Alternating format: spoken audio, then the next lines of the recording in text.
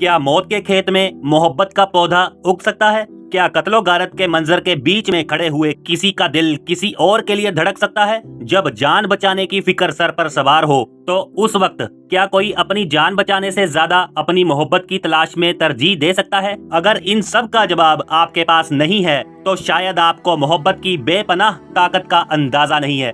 ऐसी ही एक कहानी हाल ही में सामने आई है। किस्सा बेहद दिलचस्प है। बात 75 साल से भी पुरानी है। वो दौर कत्लो गारत का था, शासन हिटलर का था, जिसने इंसानियत के खिलाफ सबसे बड़ा पाप किया था, जिसने होलोकॉस्ट के नाम पर लाखों लोगों को नजरबंदी कैंप में रखा था। उनमें से हजारों लोगों को गैस चैम्बर में डालकर मार डाला। दूसरे हजारों लोग नजरबंदी कैंप में ठंड और भूखमरी से मर गए।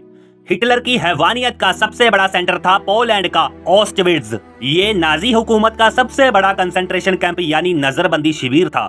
नाजी खुफिया एजेंसी एसएस यहाँ पर यूरोप भर से यहूदियों को पकड़ के लाते थे। इनमें से कई लोगों को तो कैंप पहुंचते ही गैस चैम्बर में डालकर मार डाला जाता था। वहीं बहुत से ऐसे भी थे जिन्हें मौत के लिए महीनों तक घुट घुट कर जीना होता था। उनके सर के बाल साफ कर दिए जाते थे, कपड़े उतार कर चीथड़े पहना दिए जाते थे, फिर दिन रात उनसे काम लिया जाता था और फिर उन्हें जिंदा रहने भर का खाना दिया जाता था। वो पेट भर खाने के लिए तरसते थे। लोग अपनों से दूर, अपने माँ बाप, बच्चे, रिश्तेदारों से दूर अजनबियों के बीच में रहा करते थे। जो ज्यादा कमजोर हो जाता था, जिनसे काम नहीं लिया जा सकता था, उन्हें बारी बारी से गैस चैम्बर में डालकर दम घोट कर मार दिया जाता था। ऑस्टविट्ज में हिटलर की ये हैवानियत का सिलसिला कई बरस चला था। 1945 के दूसरे विश्व युद्ध के खात्मे के वक्त सोवियत यूनियन की सेनाओं ने जब ऑस्टविट्ज पर कब्जा कर लिया, तब जाकर यह सिलसिला खत्म हुआ था। ऑस्टविट्ज कैंप का मंजर बेहद भयानक हुआ करता था। यहाँ पहुँचते ही सबसे पहले लोगों की पहचान यानी उनका नाम छीन लिया जाता था। लोगों की बाहों में कैदी नंबर गोद दिया जाता था। उस दिन के बाद से कोई भी अपना नाम नहीं ले सकता था, वो सिर्फ अपने नंबर से जाने जाते थे। ऑस्टविट्ज के कैंप में ऐसा ही एक कैदी था जिसका नंबर था 32,407। इस कैदी की दास्तां पर एक किताब लिखी गई है जिसका नाम है द टैटूइस्ट ऑफ ऑस्टविट्ज यानी ऑस्टविट्ज का टैटू वाला। ऑस्टविट्ज के कैदी नंबर 32,407 का असल नाम था लुडविग लेल आइजेनबर्ग। लुडविग एक यहूदी था। उनकी पैदाइश स्लोवाकिया में 1916 में हुई थी। बात अप्रैल 1942 की है, जब लुडविग सिर्फ 26 साल का था। एक रोज अचानक नाजी पुलिस उनके दरवाजे पर पहुंचती है। परिवार को अंदाजा हो गया था कि ये क्या होने वाला है। लेल उस वक्त बेरोजगार थे, उनकी शादी भी नहीं हुई थी। सो लेल ने खुद को आगे कर दिया कि वो नाजी सेना के लिए काम करने के लिए तैयार है। लेल को उम्मीद थी कि ऐसा करने से वो अपने परिवार को नाजियों के जुल्म से बचा लेगा। लेल को गिरफ्तार करके पोलैंड स्थित ऑस्टविट्ज में कंसंट्रेशन कैंप में लाया गया। वहां पर उनकी बाह में नंबर गोदा गया 32,407। लेल को भी बाकी कैदियों के साथ काम पर लगा दिया गया। वहां के कैदी बाहर से आने वाले दूसरे यहूदी कैदियों के लिए इमारतें बनाया करते थे।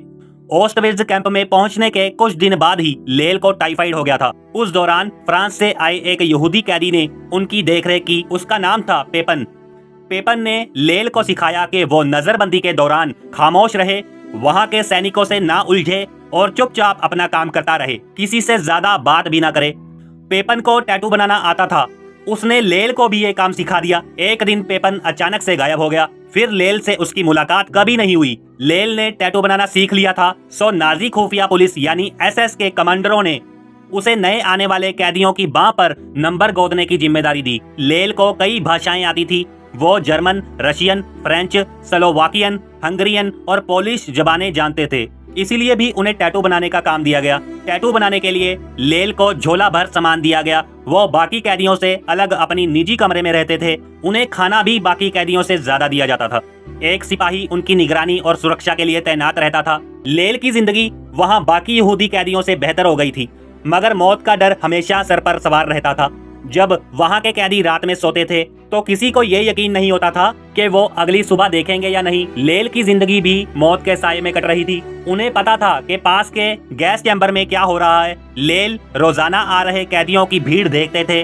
उनकी बाहों में सुई से उनके नंबर गोदते थे। वो लोगों की पहचान मिटाते थे और उन्हें कैदी की नई पहचान देते थे। जिन कैदियों को आने के साथ ही गैस चैम्बर में डालना होता था, उनकी बाहों में टैटू नहीं बनाए जाते थे। लेल को पता चल जाता था कि फला शख्स का आज आखिरी दिन है। ऑस्टविज कैंप में नाजी कमांडर जोसेफ मेंगेले ही अक्सर कैदियों की छांट करते थे। वही ये तय करता था कि किन लोगों को कैंप में आते ही मार दिया जाना है और किन्हें काम लेने के साथ तिल तिल कर मारना है। वो भूखे अधनंगे लोगों की तस्वीरें भी निकलवाता था ताकि उन्हें अपनी कारस्तानी के सबूत के तौर पर अपने साहिबों को दिखा सके। अगले 2 बरस तक लेल आइजनबर्ग भी ऑस्टविच कैंप में कैदियों की बाह में नंबर दर्ज करते गए। इनमें अक्सर कमजोर बच्चे और महिलाएं हुआ करती थी। उनकी कांपती बाहें और डर से भरी आंखें देखकर लेल भी दहशतजदा हो जाते थे। 1943 का साल खत्म होते होते ऑस्टविच में मौजूद सभी कैदियों के नंबर गोद दिए गए थे। टैटू बनाने की इस प्रक्रिया के एक रोज अजीब इत्तेफाक हुआ। बात जुलाई 1942 की है, जब लेल के हाथ में एक पर्चा थमाया गया। कैदी नंबर 34,902 का ये नंबर उन्हें नई बंदी की बाह में गोदना था। ये बंदी एक महिला थी, पर लेल के लिए ये कोई नया काम नहीं था। वो अक्सर महिलाओं की बाह में भी उनके टैटू बनाया करते थे, लेकिन इस लड़की की बात ही कुछ और थी। वो लेल के टैटू बनाने का काम का शुरुआती दौर था। हाथ कांप रहे थे। साथी पेपन ने उन्हें कहा था कि घबराओ मत, बस अपना काम करते रहो। लेल ने उस लड़की का हाथ थामा और टैटू बनाने लगा। इस दौरान उनकी आंखें उस लड़की से मिली। उस लड़की में अलग ही बात नजर आई। दोनों की आंखें चार हुई तो यूं लगा कि जब लेल उस लड़की की बाह पर उसका नंबर गोद रहे थे तो उस लड़की ने अपने आप को उनके दिल में टैटू कर दिया। जरा सोचिए, ऑस्टविट्ज के कंसंट्रेशन कैंप में जहां चारों तरफ मौत खड़ी दिखती हो, वहां 2 दिल यूं मिले और एक दूसरे के लिए धड़कने लगे। उस लड़की का नाम था गीता। लेल और गीता की मोहब्बत की यही दास्तां द टैटूइस्ट ऑफ ऑस्टविट्ज नाम की एक किताब के तौर पर सामने आई। ये किताब लिखी है ऑस्ट्रेलिया के फिल्मकार हीदर मॉरिस ने। मॉरिस की मुलाकात लेल से कई साल पहले हुई थी। उन्हें जब पता चला कि लेल ऑस्टविट्ज के कंसंट्रेशन कैंप में रहे थे तो मॉरिस ने पहले उनके तजुर्बों पर फिल्म बनाने की सोची। बरसों से लेल ये राज अपने सीने में छुपाए हुए थे कि वो नाजी कैंप में टैटू बनाया करते थे। लेल को ये डर था कि उन्हें नाजियों का साथी समझा जाएगा, जबकि वो तो ये काम मजबूरी में कर रहे थे, अपनी जान बचाने के लिए कर रहे थे। लेल की प्रेमिका से पत्नी बनी गीता ने उन्हें अपना सच बताने से हमेशा रोका। मगर 2003 में जब गीता की मौत हो गई तो लेल ने सोचा कि मरने से पहले उन्हें दुनिया को अपना राज बताना चाहिए। फिर मॉरिस का उनके घर आना जाना हुआ तो लेल ने 2006 में अपनी मौत से पहले ऑस्टविट्ज कैंप में अपने तजुर्बों से लेकर अपनी मोहब्बत तक का सारा किस्सा हीदर को सुनाया। बाह में कैदी नंबर 34,902 गोते हुए लेल को पता चला कि उस लड़की का नाम गीता था। दोनों में मोहब्बत हो गई। गीता को ऑस्टविट्ज के पास स्थित बिरकेनु के कंसंट्रेशन कैंप में रखा गया था। लेल अपने सुरक्षा गार्ड की मदद से गीता को खत भेजने लगे। वो गीता का बहुत ख्याल रखते थे। कैदियों को बहुत कम खाना मिला करता था, लेकिन टैटू बनाने की वजह से लेल को पूरा राशन मिलता था। वो अपना खाना बचा लिया करते थे, फिर वो उसे चोरी छुपे गीता तक पहुंचाते थे। लेल गीता के साथ उनकी दोस्तों और साथ रहे कैदियों की भी मदद करते थे। वो उनके गहने लेकर पास के गांव के लोगों को बेच देते थे, फिर उसके इवज में राशन लाकर कैदियों को दिया करते थे। ये सिलसिला करीब 2 बरस तक चला। गीता और उनके बीच मोहब्बत परवान चढ़ती रही। 1945 में अपनी हार तय देखकर नाजी सैनिक ऑस्टविट्ज और दूसरे कंसंट्रेशन कैंप से कैदियों को दूसरी जगह ले जाने लगे। इसी दौरान गीता को भी ऑस्टविट्ज से कहीं और ले जाया गया। लेल और उनकी मोहब्बत जुदा हो गए थे। लेल को सिर्फ ये मालूम था कि उनकी प्रेमिका का नाम गीता फुर्मानोवा था।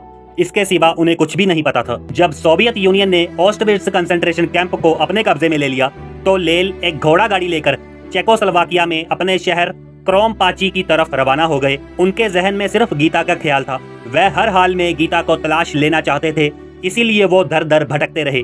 लेल के पास यहूदी कैदियों के दिए हुए कुछ गहने थे, जिनकी मदद से वो घर पहुंचे। वहां उन्हें अपनी बहन गोल्डी भी मिल गई। संयोग से लेल का घर भी नाजियों ने बख्श दिया था। अब लेल की जिंदगी का सिर्फ एक ही मकसद था, अपनी मोहब्बत गीता को तलाशना। अपने शहर से वो स्लोवाकिया के शहर ब्रातिस्लावा रवाना हुए। कई हफ्ते वो रोजाना सुबह से शाम तक ब्रातिस्लावा के रेलवे स्टेशन पर अपने आने वाली गाड़ियों को देखते थे। उन्हें लगता था कि गीता उन्हें यहीं मिलेगी। एक दिन स्टेशन मास्टर ने लेल को सलाह दी कि वो रेड क्रॉस के दफ्तर में जाकर पता करें। आपने शाहरुख खान का डायलॉग तो सुना होगा कि इतनी शिद्दत से मैंने तुम्हें पाने की कोशिश की है कि हर जर्रे जर्रे ने मुझे तुमसे मिलाने की कोशिश की है। यही बात लेल और गीता की मोहब्बत में भी सच साबित हुई। जब लेल अपना घोड़ा गाड़ी लेकर ब्रातिस्लावा रेलवे स्टेशन से रेड क्रॉस के दफ्तर जा रहे थे तो अचानक ही एक महिला उनकी गाड़ी के सामने आ गई। वो कोई और नहीं, उनका प्यार गीता फुर्मोनोवा ही थी। एक दूसरे के लिए धड़कते दो दिल मिल गए थे। जिस गीता को लेल तलाश रहे थे उसने लेल को तलाश लिया था। अक्टूबर 1945 को दोनों ने शादी कर ली। दोनों ने स्लोवाकिया पर सोवियत संघ के कब्जे को देखकर अपना नाम गीता और लेल सोकोलोव कर लिया था। उन्होंने कपड़े की वहां पर दुकान खोली। जिंदगी मजे में चल निकली। लेकिन एक रोज सरकार ने उनको पकड़ लिया। गीता और लेल इजराइल की मदद के लिए पैसे भेजा करते थे। इसे देशद्रोह मानते हुए उनका कारोबार सरकार ने छीन लिया। दोनों को कैद में डाल दिया था। कुछ दिनों बाद दोनों कैद से भाग निकले। फिर वो वीना गए, वहां से पेरिस पहुंचे। आखिर में दोनों ने यूरोप से बहुत दूर जाने का फैसला कर लिया। यूरोप से गीता और लेल ऑस्ट्रेलिया चले गए। यहाँ उन्होंने सिडनी में नए सिरे से जिंदगी शुरू की। लेल ने फिर से कपड़ों का कारोबार शुरू किया जो चल निकला और कामयाब रहा। गीता ने ड्रेस डिजाइनिंग का काम शुरू किया। 1961 में दोनों को एक बेटा हुआ जिसका नाम लेल और गीता ने गौरी रखा था।